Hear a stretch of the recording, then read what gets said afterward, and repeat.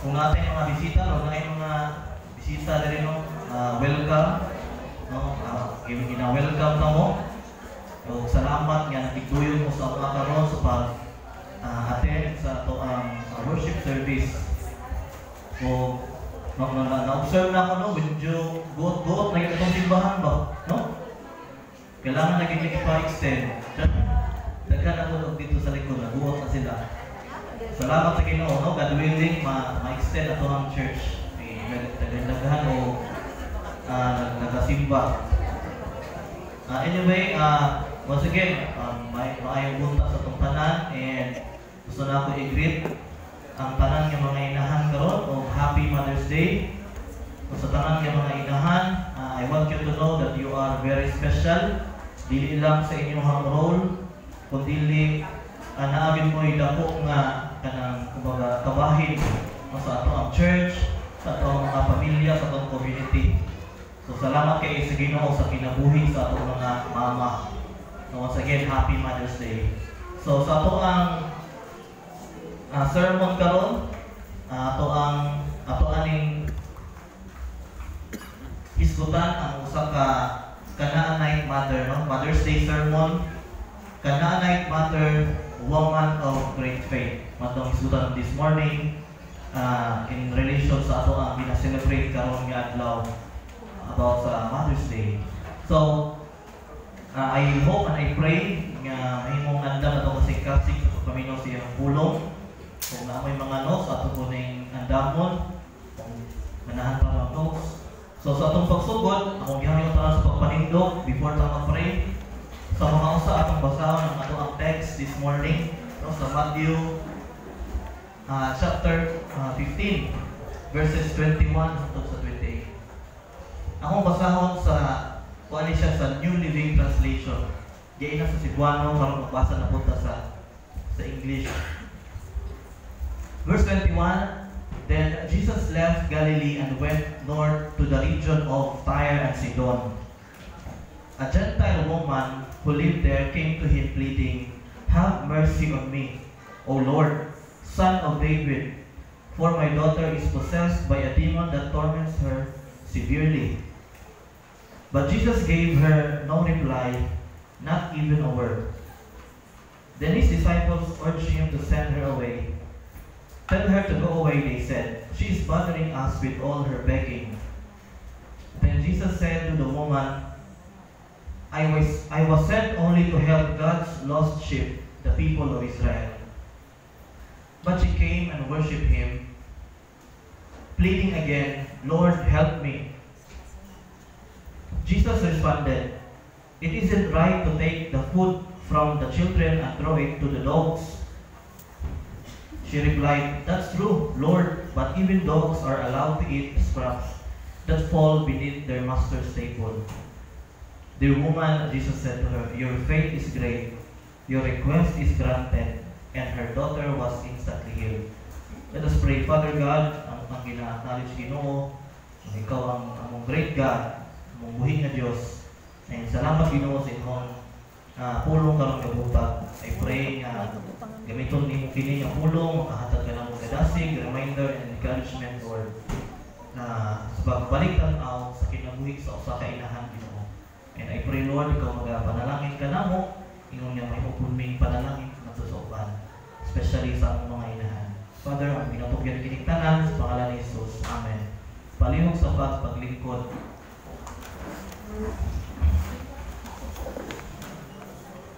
Sige, so karon no, once again akong gina-celebrate ang Mother's Day. Ingon nga usa ka kanang lalaki no, di ko mag-pretend nga nakabalo ko unsa ang kanang nasa kasing-kasing sa kinasuluran sa isa ka inahan. No, pero ang Biblia no, klaro nga nagisgot sa usa ka nindot nga example sa usa ka godly woman nga mo na tong hisgutan karon. So, usa ka a great woman nga naay great faith no, found in Matthew 15, usa ka Canaanite mother nga nagapakita sa iyang extraordinary nga pagtuo nga nakapatandog sa kasing-kasing ni Jesus Christ na mga itong isutan karon. So kaning story ang isulat ni Matthew, it is more than a miracle, but it is a story of a faithful mother. Bisan og kanang foreigner siya, bisan og lahi ang iyang kultura, pero nagatulong ni siya sa tuwa paano maging persistent, maging humble, maging Christ-centered sa atong mga pagtuo. So today, ato ning isgutan to honor dili lang ang role, but ang faith behind every godly mother. No, ang ato ang text nga naa sa Matthew chapter 15, of course gisulat ni siya ni Matthew. Si Matthew ang nagsulat ani. Ngano gisulat ni Matthew? Kay para ang pinaka-purpose niya para i-prove sa mga Hudiyo nga si Jesus Christ siya ang promise nga Messiah. No, siya ang fulfillment sa Old Testament prophecy nga siya ang kanang tinuod nga Messiah, si Jesus Christ. So, kanina time, si Jesus Christ padulong siya sa kaning Tyre and Sidon. Kaning Tyre and Sidon, usa ni siya ka Gentile nga territory. Mo ni siya ang modern day, mo ni siya ang Lebanon, no, kaning Tyre and Sidon.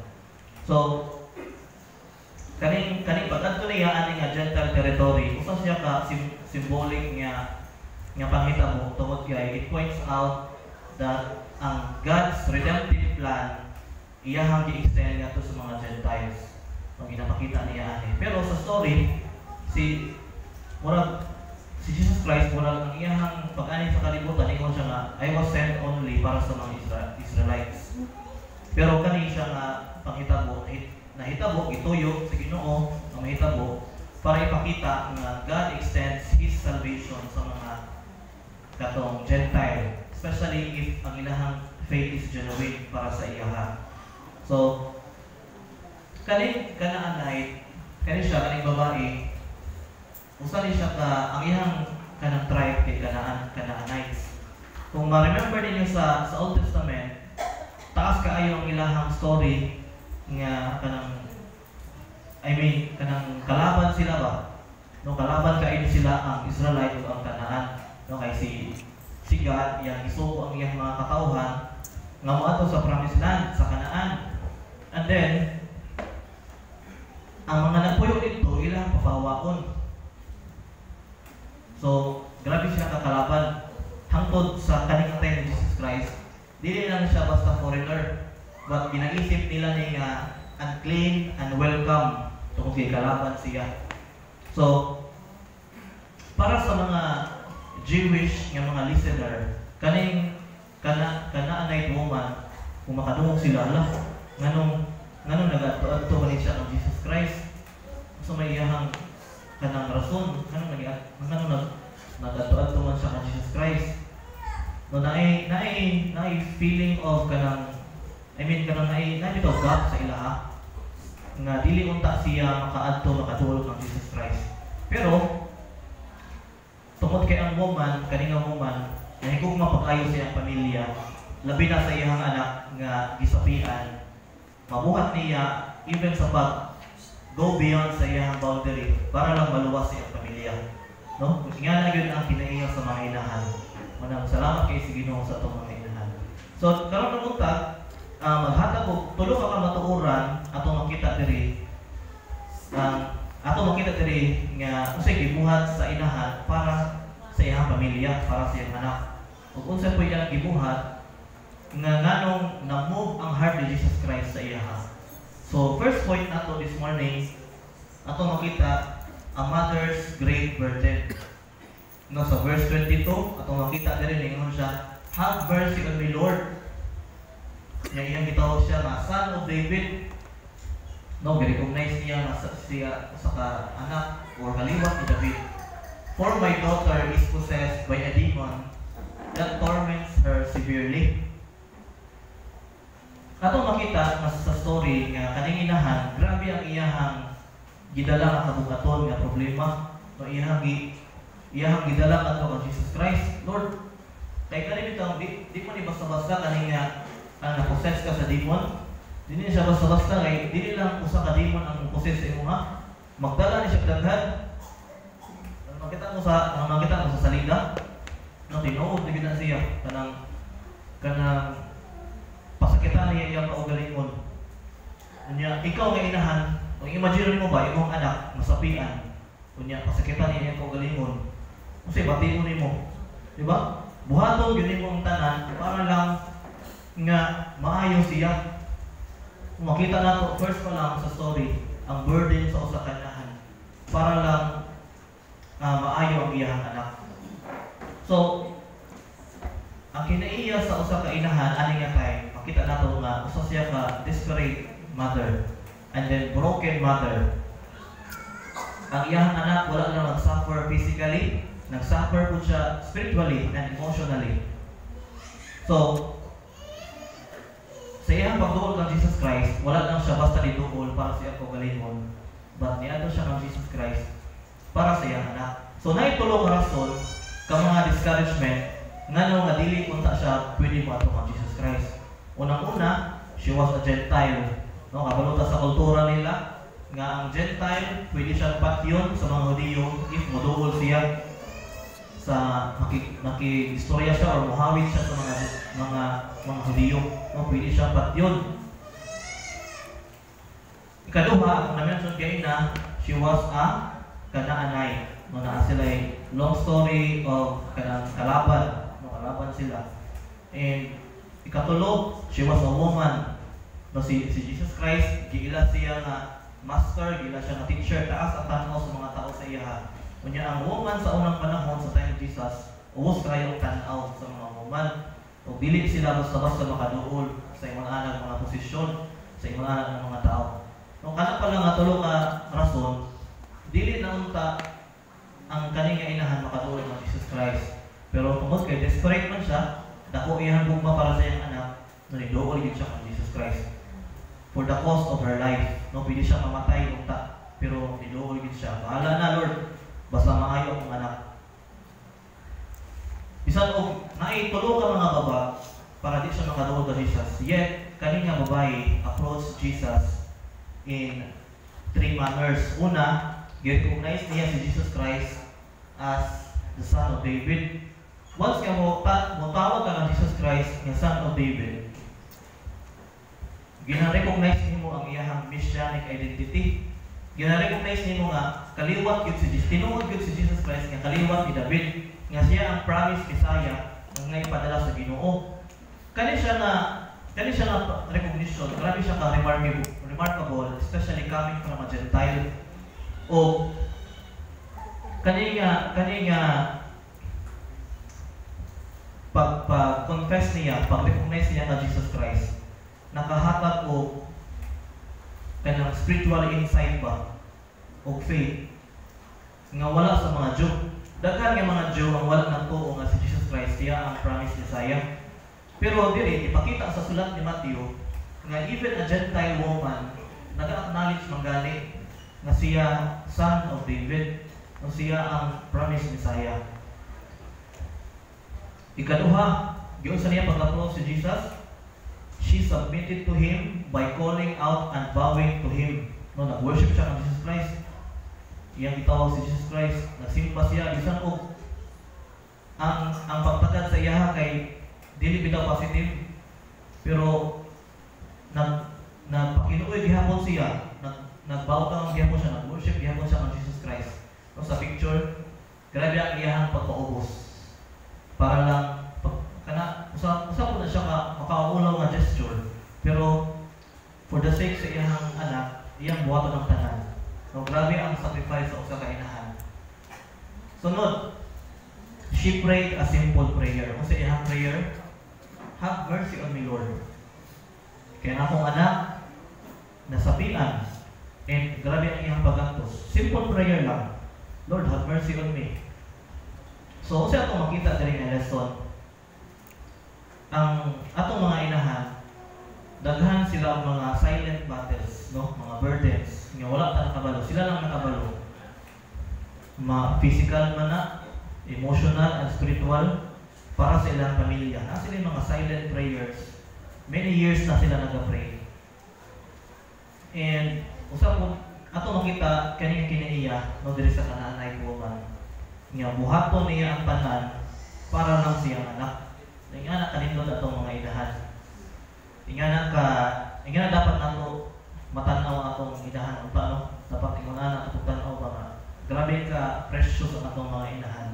Nga bisan og mag-anto sila, buhaton gyud nila ang tanan para sa tuwa. Di ba? No. So, ang ayan na sila sa tanan love, sa tanan respect, na pwede nilang madawat. No, ang ayan gyud sila, lang sila ang mga tanan. Kaning kananay woman is very humble and repentant.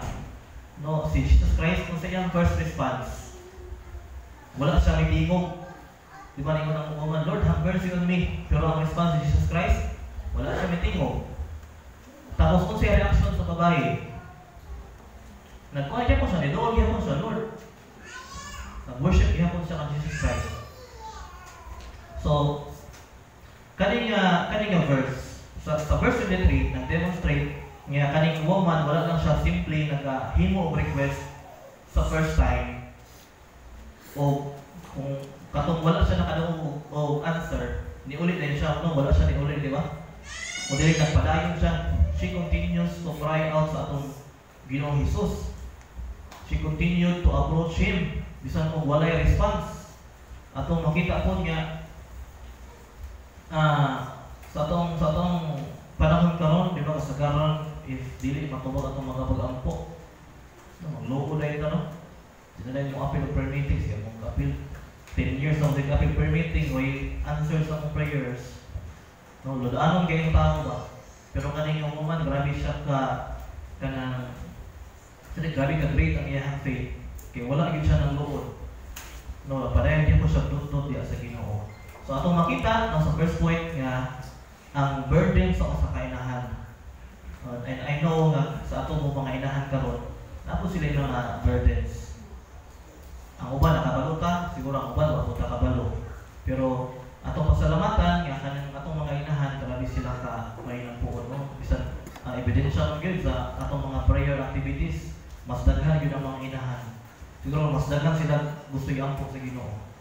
Daghan sila gusto idala diya sa Ginoo. So second point, a mother's great persistence. Sa verse 25 na po, ingon diri, but she came and worshipped Him, pleading again, Lord, help me. No, sa ikaduha kay kayon, niduol siya kay Jesus Christ, Lord, help me. But this time, she came and worshipped Him. After si Jesus Christ, wala siya may magtubag. Itong first response si Jesus Christ, di ba wala siya nagtubag? Pag ikaduha, niingon ang mga disciples nga, papahawa ka na bunang diribi. Samok naman siya kanina babae. Nakita siguro sa mga disciples niya, wala may answer si Jesus Christ. Siguro wala siya ganahi. So, ipapahawa siya. Una, silence, siya nga receive. Ikaduha, na-rejection. Dili, na-response, pero rejection ang iyang nadawat. Kung ikaw pahaan kung sa'yo mong batiun, papauli mo ka. So, grabe na yung linya na kagaya yung dawat na kagkatong panghatag. Pag-abot, wala ka na lista. I-reject ka ba? Kasi mong batiun, na magyaw-yaw siguro ka, no? Sa mga lista. Sa may mga lista. Bitaw, magiging ba? Akong point, ang iyahang pagbati ba? Parang makarelate ka ba? Katong mga wala na lista, makarelate ka dahil. Kadang, di mo, masakit na dun ka, gusto mo nagpaulit naman ng ubo. But, ang response niya, wala kaya pa siya ni ulit. No, wala siya naglukod, wala siya nasuko sa Ginoo. Padayon kaya mo siya paglukdot sa Jesus Christ. Tapos, finally, nisulti si Jesus Christ kasi niyang itubag, I was sent only to the lost sheep of Israel. Kani para nga sa mga tinggugma. Okay, mariana ba? Example lang ha? Dili ni para sa mga hukong, parang mariana ba? Para rin sa mga Israelites, dili ni para sa mga hintil. Kung sinong batiun, lumagin din yung appeal. No? And then, ang gibuhat niya, wala gid siya ni kananawat ang paglaom, mas mas nidako na yun niya pagtuo. Pagtutod niya mo siya sa Ginoo. Tapos, naingon pa yun si Jesus Christ. Fourth time na response. Si Jesus Christ niya, sa tuloy niya, dili maayo nga kuhaon ang pagkaon sa mga anak, aron ipakaon sa mga iro. Murag, imong paminawan ni ba, murag maniginsulto. Murag kami dahil iro, no? Ang anak, mga Israelites, pasabot, katong mga iro, mga hintil, dili maayo nga ang pagkaon, kuhaon sa mga anak, tapos ipakaon sa mga iro. Kung ikaw po gaminaw ato, murag ginapalabas nga ikaw, murag irong ka ba? Kung sa ibatiw kung puti mo, siguro mag-insulto siguro ka, no? Mag-insulto juga ba? Masoko siguro ka, mag-yaw-yaw siguro ka, siguro imo siyang balikaso siguro niyo, sa kasoko niyo ba, no? Grabe ang naagihan sa mama ba? Pero makita nato ang iyang great persistence. Kung sa ito ba niya ka Jesus Christ? Yes, Lord, tinuod na. Doon niyo siya. Tinuod ka ng Ginoo. Apan bisan gani ang mga iro, makakaon man sa mga mungho. Excuse. Mga mungho nga, mahulog gikan sa lamisa. Wala siya ni nagreklamo ba? Wala siya ningon nga grabe mo nga Lord, pero imi, wala siya nga na ba? Iyang gi-embrace, iyang gi-accept ba? Oh Lord, tinuod na, pero mi. Pero bisan kani mga iro, pwede man mukhaon sa mga mungho. Kasi pasabot ana. Kaning babae, wala siya nangayo sa tibuok. Nagahom sa Ginoo. Sa gamay lang Lord, sa sobra lang, scratch lang sa imong power Lord. Makapaayo na sa akong anak. So grabe nga, grabe nga pagtuo sa kainahan. Buhaton niya ang tanan para lang siya makadawat siya ipangayo. So, grabe ang persistence sa mga inahan. So I hope and I pray nga mato mga inahan 3 sa CCSB. Like sa kananay mo man na great persistence. It is also an encouragement. Pagtawag and encouragement sa itong mga inahan. Yung tanan na po tayo great persistence. Kaya nga naman, ang Ginoo mo tubag sa itong mga pag-ampo. Mugin na ang promise niya. Lahi-lahi man ang pagtubag, lahi-lahi man ang pamaagi sa katubagan, pero ang Ginoo mo, hatagin siya katubagan sa itong mga pag-ampo. And according sa mga kaning Bible scholars, kaning gibuhat ni Jesus Christ nga silence and then rejection, tapos murag insulto. According sa ila, it was an invitation to deeper faith. Gusto i-challenge niya ang faith sa usa ka Gentile woman, usa ka Gentile. But how far can you go sa imong faith if silent ko sa limuha, if na rejection, if na mga insults kaya maabot sa limuha? How deep is your faith? So kani makita nato nga it was an invitation siya pagtuo. Tapos ang iyang humble nga response diya sa Ginoo nagapakita nga bisan og kita mga unworthy ta ubang sa Ginoo, pero abundant ang mercy ni God para sa tuwa. If we trust Him, if we fully trust God. So ang iyang persistence, kung atong tanaw, dili siya ingon nga kanang demanding bitaw. Dili siya kanang sirok ba? Dili siya entitled sa iyang kaugalingon. But ato makita nga it was only the expression of big faith. It was only the expression of her love para sa iyang anak. No, grabe ang iyang faith ani makita nato nga willing siya mag-suffer para lang sa iyang family. Nga natuo siya even a small portion sa power of Jesus Christ. It was enough to heal her daughter. So akong pagdasig sa atong mga inahan this morning, no mga God-honoring mothers, ang mga God-honoring mothers do not give up easily. Amen? Amen. They keep praying, they keep trusting, and they keep fighting for their families in faith. Even when heaven seems silent. muna akong dala na ni promotion ha. Promotion nga mo attend gyud tag mga prayer cell, mga midweek prayer meeting. Kaya ang Ginoo mutubag yun sa mga atong mga pagampo. And last point nato this morning,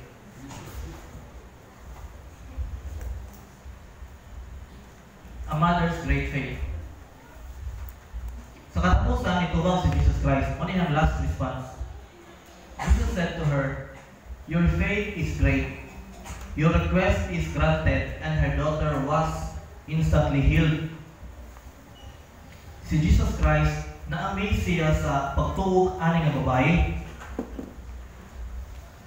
Kani nga amazement ni Jesus Christ, grabe ra gyud siya katalagsaon, no? Super rare ra gyud ni nga mosulti siya or mo-comment siya sa pagtuo sa usa ka tawo. In fact, twice lang sa gospel na mention nga si Jesus Christ naka-appreciate sa pagtuo sa tao.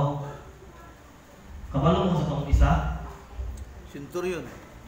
Yes, ang sa atong Roman centurion sa Romans Matthew chapter 8, gi-comment niya ang pagtuo sa Roman centurion. Tapos kanipot gi-comment niya ang recognize ni Jesus Christ ang pagtuo sa Canaanite woman. Inyong nabantayan kasi kaparehas nila, puro sila mga Gentiles, no, mga Hintil. Pero grabe ang ilahang pagtuo. Great ang ilahang pagtuo. Nga, yun pa ni Jesus Christ, wala pa ako kita sukad sa imong ani na klase sa pagtuo. Katong sa Roman centurion. No, ang iyahang faith nag-stood out, dili because sa iyahang background, dili because sa iyahang social status, dili because sa iyahang mga religious nga mga affiliation, but because of her great faith. Diha gi-honor ni God ang iyang pagtuo. So, atong makita nga this woman, she was not discouraged by silence. She was not deterred by the delay. Bisan og wala dayon diha giayo ni Jesus Christ ang iyang anak, pero wala siya discouraged. Wala siya natandog. Wala siya na paglakong sa mga rejections.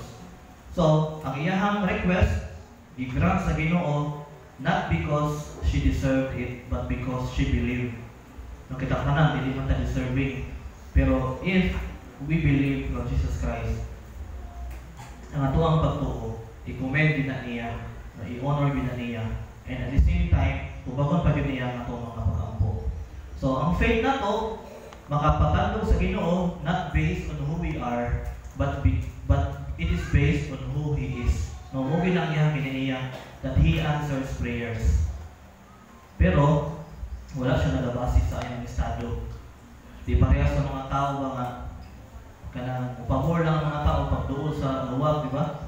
Pero ang Ginoo, wala pabor sa iyaha. Ang iyahang pagkahatag o pabor, tungod ra sa iyahang nature. Sunod, ang makita nato ang great faith sa usa ka babae is Christ-centered, dili siya circumstantial. Again, akong balikon ang kinaiya sa tao kay daan no, magbase ra gyud atong faith kasagaran sa circumstantial. If dili paboran, medyo gamay ra pud atong faith. Pero kung paboran ta sa Ginoo, di ata madasig, di ata mosimba. Pero pag silent gani ang Ginoo, mawala pud ato ang faith, gamay pa atong faith. Pero kaning babae, nagahatag siya sa iyang great faith, dili tungod sa circumstances, but because ang iyang faith is Christ-centered. So, faith moves God. And unta na no akong prayer na ato ang mga panimalay, ang ato ang mga simbahan atong community mapuno sa mga women with great faith. Nga makahatag og encouragement dili lang sa mga kababaihan pati po sa mga kalalakian. So it is also an encouragement sa mga lalaki nga mo-attend po daw midweek prayer meeting, no, dili lang ni ang midweek prayer meeting, dili na siya WMU nga buluhaton, no, para ni sa tanan nga buluhaton, dili ni sa mga tigula nga buluhaton, para po ni sa mga batanon. Manang kailangan nato nga ma-remind ani through ani nga mensahe that we should always kana seek the Lord atong pagtuo, atong ipakita sa mga actions nga tinuod yun ang ato ang great faith, no, like sa kaning persistent mother, no, sa tanan nga mga inahan, biological man, spiritual mother or mga mentor, God sees your faith. Akong pagdasig sa inyo, God sees your faith, no, like the Canaanite woman, ang tana nga ang mga inahan nato mailhan sa Ginoo for your love and for your great faith ya sa iyahan. Love for our family and faith sa atong Ginoo. And unta na kani nga pagtuo makahatag pud og influence sa next natong mga generation. Kay na gyud ay factor kung unsa ang ato ang maturity in Christ, kung unsa atong mga ginabuhat diri sa church, active man ta o dili active, makahatag gyud na og influence sa atong next generation. No, how can you expect your children nga maging active if ikaw mismo dili ka active, di ba? Unta na akong prayer sa katapusan, nga unta na si God iyang i-comment ang imong faith. Iyang i-comment nga, oh woman, great is your faith. Akong prayer na tanan inahan sultihan sa Ginoo. Oh woman, great is your faith. Sa katapusan, gusto na ako magpakita sa inyo video sa pag-honor sa itong mga inahan na ako ipakita na video sa inyo.